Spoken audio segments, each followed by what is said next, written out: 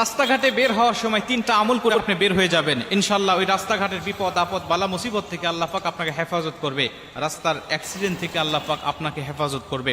আপনি বের হওয়ার সময় আমলটা করবেন, আপনার সন্তানদেরকে বের করা দেওয়ার সময়ও আপনি এই আমলগুলো করাইয়া তারপরে বের করে দিবেন। কারণ আজকে আমাদের সমাজে আমাদের রাস্তাঘাটে দেখা যায় এতটাই অ্যাক্সিডেন্টটা বেড়ে গিয়েছে, রাস্তাঘাটে আপনি নিজে সচেতন হয়ে চললেও দেখা যাচ্ছে যে আপনি অ্যাক্সিডেন্ট হতে পারেন যে কোনো মুহূর্তে, অন্য গাড়ি বা অন্য কেউ আপনাকে অ্যাক্সিডেন্ট করে দিতে পারে।